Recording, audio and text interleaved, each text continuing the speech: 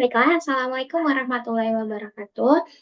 Perkenalkan, nama saya Rozani Salma Fauzia dengan NPM 52216111094. Jadi, tugas ini kami presentasikan untuk sebagai pemenuhan tugas isu dan teori pembangunan yang mata kuliah yang diampu oleh Bapak Putut Toko Arisanto. Nah, jadi di sini akan memuat 4 materi. Yang pertama ada pembangunan IKN, kemudian yang kedua partisipasi lokal yang akan dijelaskan oleh saya sendiri, kemudian 2 materi terakhir kearifan lokal dan juga tentang lingkungan akan dijelaskan oleh teman saya Elsa Sulistiana. Baiklah, untuk yang pertama saya akan menjelaskan terkait IKN. Nah, apa itu IKN? IKN adalah kepanjangan dari Ibu Kota Nusantara. Jadi IKN ini dibangun di Kalimantan Timur, tepatnya dimulai pada tahun 2022. Nah, IKN ini merupakan salah satu proyek strategis nasional, yaitu PSN, untuk memindahkan pusat pemerintahan yang awalnya di Jakarta menuju Kalimantan Timur.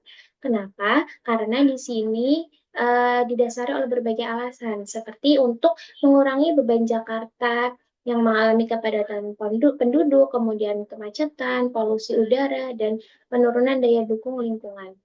Nah, kemudian eh, IKN ini juga dirancang sebagai kota modern yang berbasis konsep berkelanjutan dengan memperhatikan aspek lingkungan, sosial, dan juga ekonomi.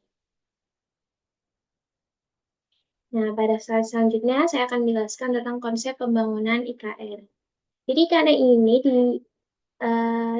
didirikan untuk yang pertama itu ada konsep kota ramah lingkungan atau Green City. Jadi sebanyak 70% dari pembangunan IKN ini nanti akan dijadikan ruang hijau. Kemudian untuk pemenuhan energi kotanya juga menggunakan energi terbarukan, sehingga tidak menggunakan energi fosil lagi, sudah beralih ke energi terbarukan. Kemudian yang kedua ada kota modern dan berteknologi. Jadi IKN ini dirancang menggunakan teknologi canggih untuk menciptakan infrastruktur dan juga layanan kota yang efisien. Serta seperti transportasi publik berbasis listrik, kemudian ada sistem pengolahan sampah yang modern, dan juga jaringan internet dengan berkapasitas tinggi. Kemudian yang ketiga itu ada kota berbasis kebudayaan. Jadi IKN ini akan dibangun atas dan untuk mempresentasikan identitas budaya Indonesia. Jadi akan dibangun melalui desain arsitektur yang mengintegrasikan nilai-nilai kebudayaan lokal. Salah satunya atau terkhususnya yaitu budaya Kalimantan Timur sendiri. Kemudian lanjut manfaat pembangunan IKN. Nah, jadi yang pertama ada pemerataan pembangunan ya. Kan tadi sudah dikatakan bahwasanya eh, salah satu tujuan dibentuknya IKN itu untuk mengurangi kepadatan populasi di Jakarta. Yang mana kota Jakarta sekarang itu sudah sudah terlalu padat penduduknya dan juga banyak terkena pencemaran polusi udara. Kemudian yang kedua ada pertumbuhan ekonomi baru. Nah, jadi di sini tuh bisa membuka peluang investasi, menciptakan lapangan pekerjaan, dan mendorong pertumbuhan ekonomi di sektor-sektor yang strategis. Dan yang ketiga ada penguatan keberlanjutan.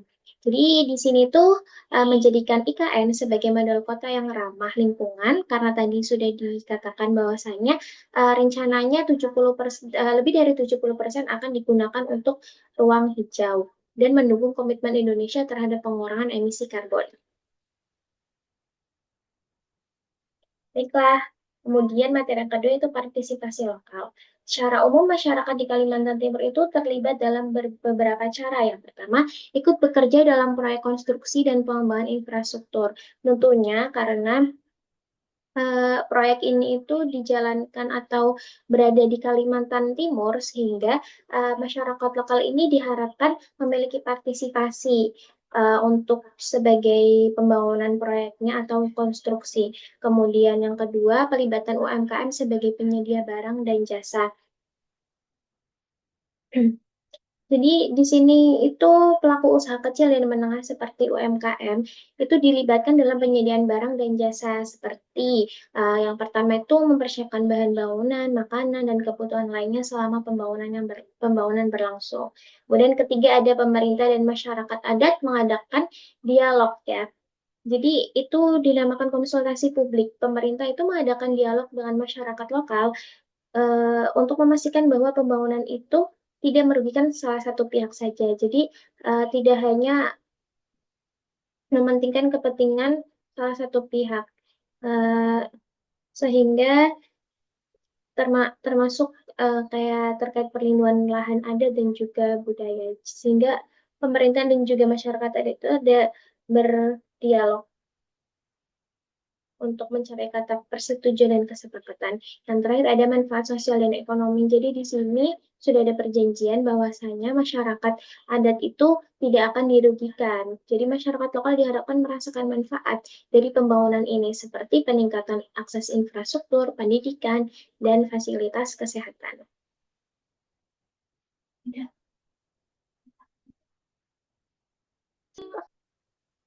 Oke, selanjutnya saya akan menjelaskan masyarakat lokal, tantangan yang akan datang pada pembangunan IKN. Yang pertama yaitu hilangnya tempat tinggal penduduk adat. Kelompok ini akan semakin terpinggirkan dan sulit bertahan hidup karena mata pencariannya bergantung pada hasil hutan, kebun, sungai, dan laut. Yang kedua, urbanisasi masif. Arus urbanis masif setelah IKN beroperasi sebagai ibu kota akan menjadi daya tarik penduduk dari paling yang dekat, yaitu kabupaten penyangga yang ada di wilayah Kalimantan Timur. Yang ketiga, munculnya budaya baru. Munculnya budaya baru ini adalah karena terjadi proses deviasi yang disebut vicious circle. Proses terjadinya vicious circle ini dikarenakan gagalnya anggota masyarakat dalam mempertahankan budaya yang lama, kemudian membentuk nilai-nilai budaya baru seperti virtual circle baru yang sesuai dengan kebutuhan. Yang Selanjutnya, konflik akibat kesenjangan sosial.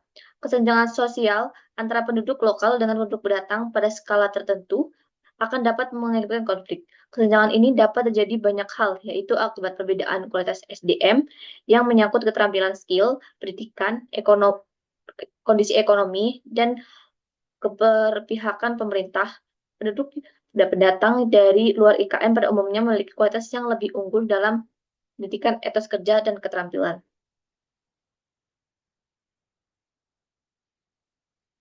Yang selanjutnya saya akan menjelaskan tentang lingkungan. Yang pertama yaitu mengancam kelestarian lingkungan termasuk flora dan fauna. IKN yang terbilang masih kurang strategis, di mana dikhawatirkan terhadap hutan-hutan yang berada sekitar tempat flora dan fauna yang hidup di sana bisa terganggu. Belum lagi masalah bencana seperti banjir yang masih terdapat di daerah IKN tersebut. Fungsi hutan sering dialihkan untuk kegiatan ekstraktif seperti pertambangan dan industri, sehingga menimbulkan konflik yang menyebabkan hutan Indonesia di sisi lain disebabkan antara lain oleh kegagalan pengelolaan hutan seperti pemanenan yang berlebihan dan regenerasi yang lambat hingga tidak berhasil. Di mana pembangunan EKN ini menyebabkan kerusakan lingkungan yang semakin kasat mata akibat perubahan ke arah perkotaan. Yang selanjutnya, keterbatasan sumber daya.